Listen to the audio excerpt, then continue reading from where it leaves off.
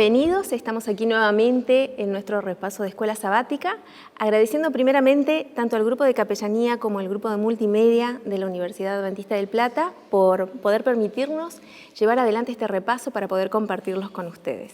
Así que en este repaso estaremos compartiendo la lección 8, Escoge pues la vida, de nuestra lección de Deuteronomio. Mi nombre es Mari Béjar, soy capellana en la universidad y en esta oportunidad de la lección 8 de Escuela Sabática, Escoge pues la vida, me acompaña el pastor Leandro Abelardo. Muy bienvenido, pastor. ¿Cómo se encuentra? Muy bien, Mari, gracias por la invitación. Es un placer acompañarte para el repaso de esta lección. También les agradecemos a ustedes por acompañarnos en esta lección. Muy interesante, muy desafiante, con algunos detalles muy curiosos en esta oportunidad. Así que bueno, vamos entonces a entrar en nuestra lección. Escoge pues la vida, versículo de memoria de Deuteronomio, capítulo 30, versículo 19. Escoge pues la vida, ¿no? Escoge el bien, escoge la bendición y después toda la contraposición, ¿no? Lo antagónico. ¿Cómo podríamos describir esto de dos opciones? Pero si de repente quisiera yo decir, bueno, no me interesa ni una cosa ni la otra, o no estoy de acuerdo con esa postura, ¿qué podríamos decir con respecto a eso? ¿Por qué solo dos opciones? Excelente pregunta, ¿no? Basta con mirar la narrativa bíblica, ¿no? Toda la Biblia. Incluso sabemos que el orden de los libros de la Biblia no responde al orden cronológico, es decir, cuándo se escribieron los libros de la Biblia, ¿no? Sino que hay otra organización de corte teológico en cuanto al mensaje, a la estructura de los libros. Y entonces a ese orden le llamamos orden canónico, que es el orden que tenemos en nuestras Biblias en términos generales. Cuando miramos el orden canónico de la Biblia, vemos una narrativa. La Biblia comienza con Génesis y termina con el libro de Apocalipsis. Si miramos los primeros dos capítulos de Génesis y los dos últimos capítulos de Apocalipsis, vamos a descubrir que hay solo 4 capítulos en la Biblia donde se nos revela la voluntad de Dios a pleno. Podríamos decir en HD Blu-ray 4K. Bien. Génesis 1 y 2, el mundo sin pecado. Apocalipsis 21 y 22, el mundo sin pecado. Después de Génesis 2, ¿qué viene? Génesis 3. A partir de Génesis 3 entra el pecado en el mundo, comienza esta realidad alterada y va hasta Apocalipsis 20, el fin del pecado.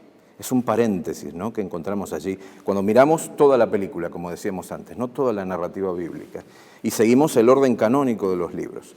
La Biblia comienza sin pecado, termina sin pecado. Génesis 3, comienzo del pecado, Apocalipsis 20, fin del pecado.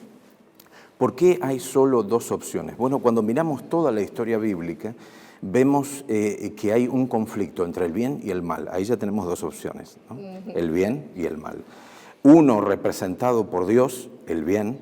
Hemos estado estudiando en las últimas semanas que Dios es amor, que nuestra mejor versión es con Dios, ¿no? Porque Él es nuestro creador amoroso, nuestro redentor, nuestro salvador. Y del otro lado tenemos a Satanás, ¿no?, nombre que indica que es el enemigo de Dios, y el pecado como realidad dominante en este planeta.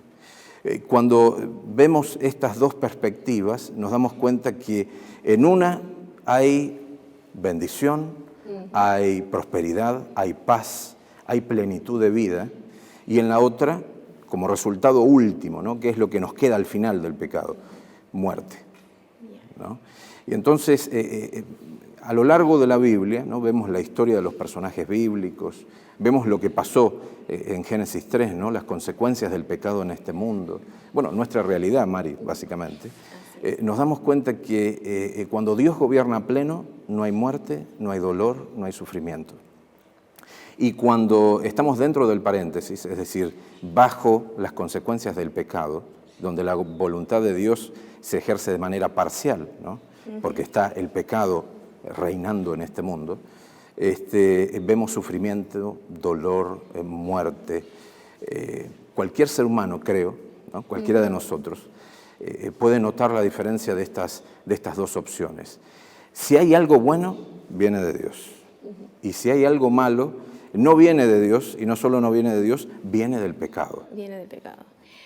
Ahora, es interesante, ¿no? Porque en Deuteronomio el mensaje que deja Dios plasmado allí es, pongo delante de ti, como decíamos desde el principio, la vida y la muerte, ¿no? La bendición, la maldición, el bien y el mal. Y Dios da esta cuestión de la elección, ¿no? Elige, ¿no? Una de las cosas que me gusta y que siempre me encanta cuando tengo la oportunidad de compartir la palabra de Dios con alguien, estudiando o en alguna reflexión y tocamos este tema, una de las cosas que me encanta es ver que Dios siempre nos da elección, siempre nos permite ejercer ese don de libertad, ¿no? Pero es como que algunas personas, como que ya inclusive han utilizado y han malinterpretado el tema de que Dios, como quiere salvarnos, el tema de la predestinación, y no quiero entrar en ese tema, pero es como esto de que todo depende de mí. ¿Y Dios? ¿Qué hace Dios? ¿Por qué Dios me entrega este poder de decisión, esta bandeja con opciones, con estas dos opciones, que obviamente no pueden ser porque o uno está vivo, o está próximo a morir, o muere, ¿no? O sea, o hay una cosa o la otra, como decías vos. Esto de que mi decisión me lleva o a la vida eterna o a la muerte eterna. ¿Cómo es esto de que yo tenga que elegir y que tenga la opción de elegir el bien? ¿Por qué tengo esa opción, esa libertad de elegir el bien? ¿Y por qué lo tengo que elegir y no lo puede hacer Dios por mí? Excelente, te estaba escuchando muy atentamente, ¿no? Todo muy, muy valioso, ¿no? El planteo que armaste. Y mientras te escuchaba pensaba en Génesis, capítulo 2, bien al comienzo, ¿no? Cuando Dios, específicamente Génesis capítulo 2, versículos 16 y 17, pasajes muy conocidos, cuando Dios le dice al ser humano, no comas del árbol de la ciencia o del conocimiento del bien y del mal, porque el día que comas de él, ciertamente, no hay final alternativo en esta película, ciertamente, ¿qué va a pasar? Morirás, ¿no? Y muy interesante, ¿no? En la lengua original es muy enfático, por eso se le agrega ese adverbio, ¿no? Ciertamente, sin lugar a dudas. Podríamos decir, para que nos quede bien claro, que en esa frase, en Génesis 2:17, Dios usa el lenguaje absoluto. Ajá. No hay margen, no hay final alternativo, ¿no? Y qué interesante cuando comparamos eso con Génesis 3, el diálogo entre la mujer y la serpiente, ¿no? Yo voy a destacar dos aspectos. Pero antes, con respecto a la libertad, el amor implica libertad, ¿no? Dios es amor y quiere, y nos ama y quiere que nosotros lo amemos. En esa relación, imagínate si en el jardín del Edén no hubiera una puerta que diga exit, ¿no? Salida. Uh-huh. ¿Cuál es la puerta de salida del jardín del Edén? ¿Cuál es el símbolo de la libertad en el Edén? El árbol del conocimiento del bien y del mal. Algunos dicen, ¿no? A veces, ¿por qué Dios puso el árbol? ¿Para qué puso el árbol? ¿Para qué lo puso si sabía que iba a pasar, no? Exacto. Es la pregunta, el argumento de muchas personas. Exactamente. Y la respuesta más sencilla, ¿no? Por una cuestión de tiempo, es que si el árbol no hubiera estado en el Edén, no habría libertad. No hay cómo salir. Seríamos presos, estaríamos presos. Estaría condicionada a siempre elegir el bien. Exactamente. Bueno, casi me animaría a decir que no habría elección, ¿no? Exacto. Estaría condenado a esa realidad, por más buena que sea, ¿no? Porque es la realidad que Dios había diseñado. Pero yo no tenía la opción de salir. Así que la puerta de salida del Edén es el árbol. El árbol tiene que estar porque es el símbolo del libre albedrío, es la libertad de elección a pleno. Ahí, ¿no? Así que Dios le dijo, mira, no te conviene, lo mejor que hay para ti es esto que yo te ofrezco, ¿no? Este es el huerto del Edén. Pero ahí está la puerta de salida. Espero que nunca la tomes. Cuando vamos a Génesis 3, yo voy a destacar, hay varias cosas, ¿no? Estos pasajes son muy ricos. Voy a destacar dos aspectos de Génesis capítulo 3, versículo 3. Voy a leer de la Reina Valera 60 que dice, Génesis 3, capítulo 3, versículo 3, pero del fruto del árbol que está en medio del huerto, dijo Dios, no comeréis de él ni le tocaréis para que no muráis. Dos detalles importantes y que nos empiezan a arrojar luz de nuestro día a día también, ¿no? Sobre nuestra realidad, cómo vivir. En Génesis 2:17, Dios llama al árbol el árbol del conocimiento de la ciencia del bien y del mal. El énfasis es nominal, en el nombre. El nombre ya habla de la peligrosidad del árbol. No te conviene. Esa es la puerta de salida, pero no te conviene. Es peligrosísimo. Alberga dos realidades antagónicas, el bien y el mal. Pero cuando Eva tiene que hablar del árbol, fíjate que quita el énfasis nominal de Dios en el nombre y pone un énfasis espacial. ¿Dónde está ubicado el árbol? ¿No? El árbol que está en medio del huerto. Devalúa de esa manera la peligrosidad, la naturaleza mortífera del árbol. Ahí ya tenemos un problema, ¿no? Cuando empezamos a adaptar la palabra de Dios, ¿no? Empiezan a surgir dificultades. Y el otro detalle que quisiera destacar está, recuerdas que recién dije que Dios usa el lenguaje absoluto. Así es. No hay final alternativo. Ciertamente morirás. Sin embargo, cuando la mujer tiene que hablar de las consecuencias de comer del fruto, en Génesis 3:3, en nuestra Biblia traduce para que no muráis. Pero en la lengua original encontramos, y para mantener el contraste, ¿no?, con lo que Dios dijo, que Eva usa lenguaje de probabilidad. Puede ser que mueras o puede ser que no. Donde Dios fue contundente, tajante, absoluto, nosotros hablamos de probabilidades. Es muy interesante lo que mencionas porque nosotros acarreamos un poquito esa conducta, ¿no? De que hay cosas que sabemos que tal vez en su principio, lo dice Proverbio, ¿no? Hay caminos que al hombre le parecen rectos, pero al final es de muerte, no hay vuelta. Pero a veces es como, y bueno, pero otros lo hacen o lo dicen y no pasa nada, ¿no? Pareciera que no pasa nada. Es como que no se pueden ver las consecuencias. Y acá creo que también apunta mucho a eso, ¿no?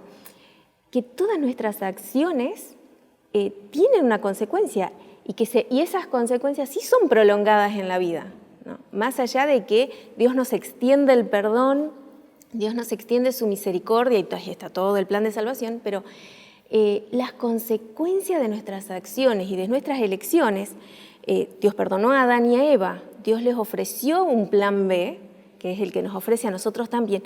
Sin embargo, la consecuencia, ese sufrimiento aparejado a la desobediencia, no, o sea, fue contundente, absoluto.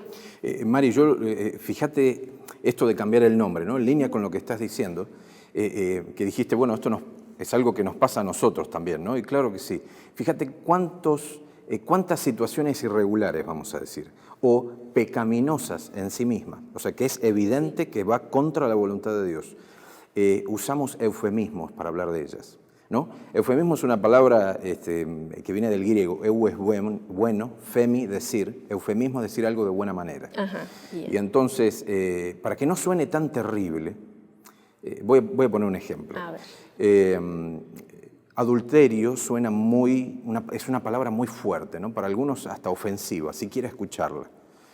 Y entonces, en realidad uno no comete adulterio, uno tiene y ahí tenemos un préstamo lingüístico de otra lengua, ¿no? Un affair o una aventura. Una aventura es algo positivo. Un desliz. Un desliz. Se lo ha llamado hasta un desliz. Un desliz. Esto devalúa, al igual que el cambio del nombre del árbol, devalúa la peligrosidad, la naturaleza mortífera de la acción, ¿no? Pero al final del día, nosotros podemos llamar al árbol como queramos, tenemos la libertad de hacerlo. Lo podemos llamar el árbol de la felicidad eterna si queremos, pero comemos del fruto y vamos a morir. Y es mortal. Y justamente en base a lo que vos mencionabas y que se menciona en la lección, o sea, Dios es amor. Y justamente cuando Él coloca sus no, sabemos que no son prohibitivos, porque si no sería contradictorio con la libertad que nos da. No son tajantes en cuanto a que Él cuarte nuestra libertad, sino que nos está mostrando que eso no es bueno para nosotros, por eso no debemos hacerlo. Y luego nos concede la libertad. Esto de que el castigo, el mal, ¿no? La maldición, la muerte, lo malo, que tantas veces se le atribuye a Dios, hasta el día de hoy, por más que se aclare, es como que es importante poder volver a resaltarlo. ¿Es Dios el que castiga? ¿Nos portamos mal? ¿Dios nos castiga y nos baja un poquito el...? Es una pregunta muy interesante y de paso me gustaría saber también tu respuesta, Mari. Pero en pocas palabras, ¿no? Volviendo a la película completa. Decíamos antes que tenemos solo 4 capítulos en la Biblia que muestran la voluntad de Dios en HD Blu-ray 4K. Bien. Génesis 1 y 2 y Apocalipsis 21 y 22. Bien. Y algo que los conecta es que a partir de la ausencia del pecado en esos 4 capítulos, no hay muerte, no hay dolor, no hay sufrimiento, etc. Ahora, si cuando Dios gobierna a pleno, esto no configura la realidad, no forma parte de la realidad, ¿por qué, entre el paréntesis, ¿no? Entre Génesis 3 y Apocalipsis 20, comienzo del pecado, fin del pecado, llamar a estas piezas que configuran nuestra realidad, que hacen a nuestro día a día, ¿por qué llamarlos la voluntad de Dios? Si cuando Dios gobierna a pleno, esto ya no forma parte de la realidad. Entonces, evidentemente, estas situaciones, estas realidades responden a la presencia dominante del pecado en este mundo. Un último detalle. Pensemos en Jesús, en el ministerio de Jesús. Una vez una hermana de iglesia, yo estaba explicando un milagro de sanidad, ¿no? De Jesús, particularmente en Juan capítulo 9, el relato del ciego de nacimiento. Y entonces, hablando de Jesús como taumaturgo, como sanador, mencionaba yo allí algunas características y mostraba cómo la realidad se altera en la presencia de Jesús, ¿no? Y una hermana me dijo una vez, y me lo guardo, ¿no? Una frase que atesoro, me dijo: pastor, cuando me imagino a Jesús sanando, me imagino, por ejemplo, un pedazo de tierra sin ningún tipo de vegetación, Jesús pisa y como que crece el pasto, hay flores, la realidad es distinta, ¿no? Jesús, la presencia de Jesús alteraba todo, ¿no? Y un poco, ¿no? Esta metáfora, un poco es eso lo que pasaba, ¿no? Jesús abre en su ministerio una brecha espacio-temporal, es como una cápsula, ¿no? Fíjate que cada vez que un paralítico entra en el radio de influencia de Jesús, es sanado. Es sanado. Un muerto entra dentro del radio de influencia de Jesús, resucita. Un ciego ve.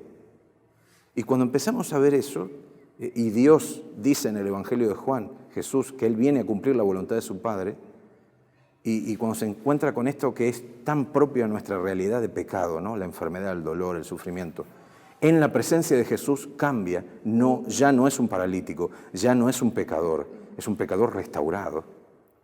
Bueno, eso me tiene que ayudar a ser prudente al momento de, vamos a decir así, pegar la etiqueta de voluntad divina a cuánta situación experimento o viven las personas que me rodean, ¿no? Porque la Biblia presenta con claridad meridiana, ¿no? Y otras lecciones ya lo han visto, que Dios es amor. Dios es amor. Justamente, ¿no? Bueno, cuando vos me decías con respecto a la respuesta, en algún momento, hablando con niños, tenía la oportunidad de pensar, ¿no? Cómo explicarle a los niños que todo lo que se vive, a veces la dificultad dentro de la familia, y a veces cosas peores de los cuales ellos son testigos. O sea, ¿qué tiene que ver las cosas malas con Dios? Justamente, todas estas cuestiones malas que suceden es la consecuencia de la ausencia de Dios en la vida de la persona, ¿no?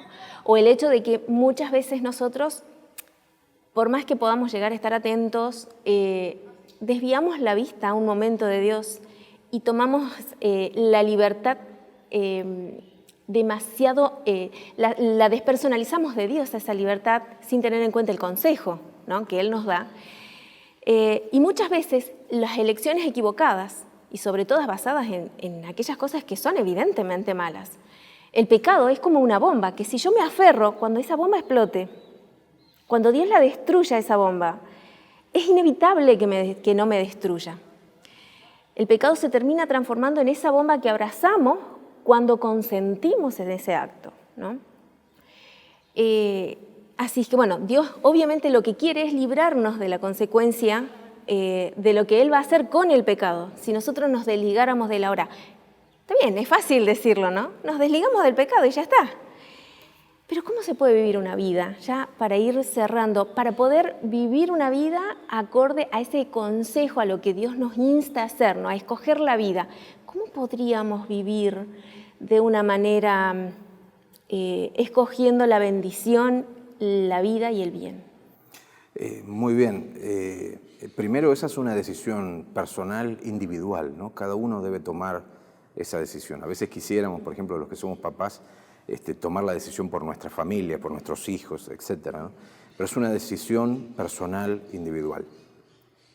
Ese es el primer punto. El segundo, si tomamos otra vez toda la película, estos conceptos que encontramos en el libro de Deuteronomio van a ser desarrollados en el Nuevo Testamento a partir de la figura de Jesús, ¿no? Bien. Y como la revelación es progresiva, fíjate que en el Nuevo Testamento se nos da con nombre y apellido quién es el único que nos puede ayudar para resolver esta cuestión, de quién necesitamos diariamente para tomar la decisión correcta, y es el Espíritu Santo, ¿no?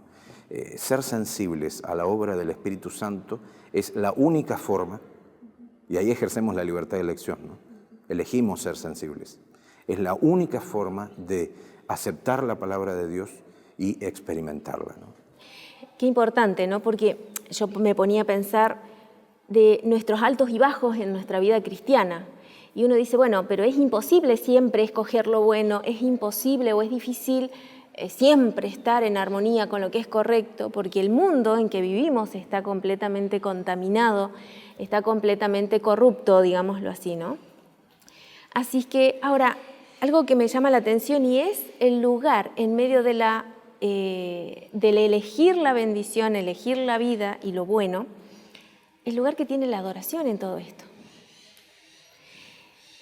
¿Cómo se relaciona, y nuestras últimas palabras ya, cómo se relaciona esto con el tema de la fidelidad, de no tener otros dioses, o inclusive, cómo puedo yo darme cuenta si la forma en la que me estoy conduciendo, estoy adorando, estoy eligiendo la bendición, estoy buscando la vida eterna que Dios me da, o la estoy viviendo de antemano, entre comillas, por el ejemplo de Jesús? Amén. Bueno, está vinculado esto, ¿no? con la respuesta anterior. Fíjate que es tan difícil para nosotros, en realidad imposible, fruto de la complejidad del pecado, seguir de manera natural, automática, la voluntad de Dios en nuestra vida, que sin la intervención de la tercera persona de la deidad es imposible. En este sentido, mi invitación, ¿no? Sumado a lo que la lección explica de manera clara, ¿no? y muy pertinente, mi invitación a aquellos que nos acompañan y que nos están viendo y escuchando es a no tener un concepto reduccionista de la adoración. A veces pensamos que la adoración es o cantar, o dar diezmos, o ofrendas, etcétera, ¿no? Cuestiones muy puntuales, muy específicas. La adoración es, en términos bíblicos, un estilo de vida. Yo honro o deshonro a Dios con la forma en la que trato a mi esposa, a mis hijos, a las personas con las cuales me relaciono. Yo honro o deshonro a Dios en virtud de si tomo en cuenta su consejo para mi vida o no. O sea que constantemente tenemos la oportunidad de adorar a Dios, de honrarlo en nuestra vida, con nuestros pensamientos, con nuestras relaciones interpersonales, etcétera, ¿no? Muchas gracias, Leandro. La verdad que esto da para mucho más todavía, pero se nos acaba el tiempo. Así que muchas gracias por acompañarnos, muchas gracias también a ustedes que nos acompañan desde el otro lado. Que Dios los bendiga y hasta la próxima.